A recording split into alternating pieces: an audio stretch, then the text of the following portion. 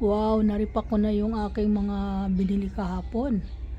Yan, mga daing, tuyo, dilis, ayan, mga tuyo. Karamihan dito, ang karamihan ko tinda tuyo kasi yun po yung malakas. Yun po yung karaniwan inuulam ng ating mga kaibigan. Ayan, problema ko ito. Mga sitsiriya ko wala nang laman oh. Kasi hinaya ko po mamili niyan kasi po gusto ko po yan maubos muna. Yan, papalitan ko ng puro bago para wala na silang pinipili. Kasi ngayon, siyempre ang tao, namimili po yan, baka mga expired ba, ganun. Kaya ako ngayon, inuubos ko na ito para hindi po, naghahalo-halo ba. Kaya ayan yung ginagawa ko dyan. Ayan, bagong bili. Yan ang nangyayari. Kaya ayan, ito po yung, konti na lang yung mga sitsiriya ko. Konti na lang to. Papaubos ko na at mamimili ako. Isasama ko yung aking pamangkin pag ako nag-grocery ng mga ganyan kasi para nakikita talaga yung expiration niya kasi minsan malabo po ang mata ko. Hindi ko po napapansin yung ganyan niya malapit na pala ma-expired. Ngayon kailangan maging mautak tayo sa mga paninda natin. Hindi po natin pwedeng bilihin yung malapit na kailangan aabutin pa siya ng matagal. Ganyan po yan. Kasi minsan ang mga grocery, mautak din ng mga yan. Inuutakan din niya yung mga mamimilin tao. Yun po ang ginagawa. Gagawin yan, yung mga paninda nila, halo-halo, ilalim yung pinakabago, iuuna yung pinakaluma. Ganyan po ang technique nila dyan. So, ang gagawin ko niyan, di ako mamimili na wala akong kasama. Kasi hindi po ako kaya ako po, sa mga noodles nga po, hindi po ako namimili. Kasi ayoko, may expired. Alam mo pa, marami po sa akin na expired dyan ng mga noodle. Ang napakikinabang lang ang aking mga alaga. Buti na lang po may mga alaga akong aso na ipinapakain ko. Hindi pa naman siya may expired pa lang pero inaagapan ko na. Ganun po yon kasi ayoko po pakainin din yung aking mga alaga ng expired. Parang tao din yan. Inaalagaan natin, minamahal natin ang mga alaga natin para magsilbing bantay sa ating bahay. Hindi pakainin natin ng mga hindi na nakakain. Baka sanhi ng kanilang pagkakasakit, ganun. Kaya kailangan po mag-ingat din tayo kahit mga aso yan. Lalo na yung mga aso ko. Ang tatakaw. Matatakaw po sila. Ayan, kahit ay kinakain. Parang wala silang panglasa. Kanilang pangkain kasi paglapag mo ng plato sa kanila, maya-maya wala ng pagkain. Kahit anong daming pagkain, talagang uubusin nila. Yan, ganun po ang mga alaga ko. Napakaganda ang mag-alaga ng mga ganun, yung malalakas kumain. Na hindi po siya namimili. Lahat ng mga tira namin, ng mga ulam, ay yan, kinakain. Buti na lang po, mayroon kaming alaga na kumakain ng mga tira namin. Kasi dati po, wala po akong alaga ng ganyan. Ang inalagaan ko po ay mga manok. So, anong nangyari? Yung mga manok na yan, hindi naman po yung kumakain ng mga kanin. Kumakain din po pero pangit pakainin ang mga alagang manok ng mga kanin. Talagang talaga yung pagkain talaga ng manok ang binibili ko. Ang laki po ng gastos ko yan sa mga pagkain ng manok kasi binibilihan ko po yun. Malakas po yung kumain ng mga manok. Pinapakain ko po ng 2 beses isang araw. Yung mga alaga ko din, 2 beses ko lang isang araw pinapakain, hindi 3 beses.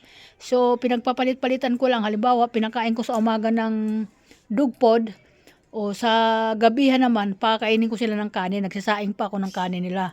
Bagong kanin ay pinapakain ko. Hindi po ako nagpapakain ng mga tira-tira kung saan-saan. Yan po nagsasaing po ako para sa kanila. Bumibili po ako ng bigas na medyo mababa lang. Na iyon ang isinasaing ko. Hindi ko po yun sinasama sa aming bigas. Kasi po ang bigas ko po ay kung hindi dinurado, ay kukupandan. Ganun po ang aking ay nanghinayang naman po ako. Kaya mayroong bigas dyan na nabibili, yung 28 isang kilo, minsan 30. Kaya yun po yung aking binibili. Yan. Kaya yan mga guys, medyo nagpaunti-unti ako sa aking mga pangpasko ba. Kasi mahilig ako niyan, binibinta ko din at gumagawa din ako ng sarili ko yung mga buko salad, yan, macaroni salad, fruit salad. Yan po yung aking ginagawa kapag malapit. Lalo na po pag bagong taon, gumagawa pa ako niyan. Ayan. Pero ayan, wala pa ako dito yung mga 2D na malalaki, yung mga fruit cocktail na malalaki. Bibili din po ako niyan. Wala pa, di ko pa naisabay. Okay, thank you so much. Welcome to my vlog. Good morning, good morning. Napakainit ng ating araw. Ayan, ingat po tayo. Maka-high blood dyan. Laging uminom ng maintenance. Baka tayo ay mainitan, kagaya po sa akin. Laging hinihingal. Kaya ayan, kaya ako nag-iingat. So, mamaya, pag nainitan ako, uwi ako ng bahay at ako'y maliligo. Kasi, wala ako ditong electric fan. Ayan na nangyari, oh. Nasira. Ayan. Yung anak ko din walang electric fan. Yung sa bahay niya, lahat ng electric fan niya nasira. So, ang ginawa ko, kay naaawa naman ako na matutulog siya na nainitan nga nagpapaypay, ay pinahiram ko muna yung electric fan ko sa sala ko. Gamitin mo, pinahatid ko doon sa pamangkin ko. Yan po nangyari. Kaya, hindi nakatulog siya. Alas 3 pa lang, gising na po. At nagpunta siya ng simbahan. Sumimba na. Sabi ko, hindi ko naman yung pinipigilan para sa Panginoon yun eh. Maganda nga yung sumisimba eh. Kasi naliligtas sa mga kasalanan. Sana all maligtas. Yan po. Ganun po ang aking. Kasi siya po, dati po yun talaga maki-Diyos, sa iglesia po siya. So nangyari, siyempre nagkasakit po siya ng mga ganyan na hindi natin inaasahan na sakit. Ay umalis. Hindi nagpatuloy. Kaya nga nagpunta na naman ng ibang relihiyon. So ang nangyari, iniwanan na po niya yung ibang relihiyon na nandiyan na ngayon siya, bumalik na sa iglesia. Ay okay naman yun kasi napakaganda ng pamamahala ng iglesia na Kristo. Sobra. Hanga ako sa kanila, napakadisente ng kanilang mga at wala akong masabi. Kaya sabi ko nga sa anak ko, maganda na rin yung ginawa mo. Sabi ko, at nandiyan ka na. At least, kapag binastos ka sa ibang lugar, may tutulungan kanyan kasi marami po ang mga iglesia ni Kristo. Ayan po. Dati po kaming mga iglesia. Ako po ikinasal sa iglesia. Lahat ng mga anak ko handog sa iglesia. Siyempre po, minsan nagpapabago-bago talaga yung pero wala akong masabi sa iglesia. Wala akong kontra dyan dahil lahat naman tama ang kanilang sinasabi at ang kanilang ginagawa para sa Panginoon.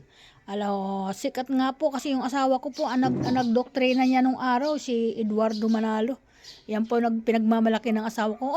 Nagdoktrina sa akin yan, si Ka Eduardo Manalo, nung nabubuhay pa yung kanyang mga magulang. Kasi ang mga magulang niya, isa pong diakonisa. Yan po, marami po. Asa kayong anak ko, naging nagsilbing may tungkulin nung araw yan. Ayan po. Maganda po, kaya nagpapasalamat ako sa iglesia kasi kahit papaano na natanggap nila yung anak ko na uli magbalik, ganun. Kaya sabi ko, ingat ka lang, sabi ko ang ganun, sobra ka naman kung magsimba, alas 3 pa lang, aalis ka na, sabi ko nga ganun, di pa bukas yun, sabi ko nga ganun, sarado pa. Sabi niya, mas maganda na yung maaga para hindi kasi mainit pag maaga, pag tanghali na, mainit daw. Okay din, sige, sabi ko ang ganun. Ikaw rin naman yan, Okay, thank you so much. Bye-bye, ingat po ang lahat at bye-bye po sa aking mga anak. At ingat-ingat po kayo, tinatawagan ko yung isa kong bunso. Hindi ko makontak, baka nagtitinda, di na ako umulit. Sa lahat, kay Lani, kay Judith, kay Mel, kay Sylvia, ingat kayo sa inyong mga ginagawa. At paghanap buhay, lagi kayo mag-ingat, lalo na mainit ang panahon ngayon. Lagi kayo magdadala ng bimpo. Maintenance, kung may mga maintenance kayo sa high blood at pag nararamdaman ninyo na namamanhid na yung mga batok nyo, huwag na nyong intayin, uminom na agad kayo ng high blood. Lagi kayo may baon yan sa iyong bag para mamaya wala kayong mabilihan sa isang lugar na pang ganon. At lagi nyong basain ang mukha nyo sa yelo. Marami naman kayong mabibilihan diyan na yelo at basain nyo, hulamos agad sa mukha nyo para maungusan, kasi ganyan ang ginagawa ng nanay ninyo para hindi tumataas masyado ang kanyang high blood. Thank you. Okay, bye-bye. Maraming salamat sa aking mga mahal na follower. Thank you so much sa inyo. Ingat po ang lahat. God bless. Thank you po.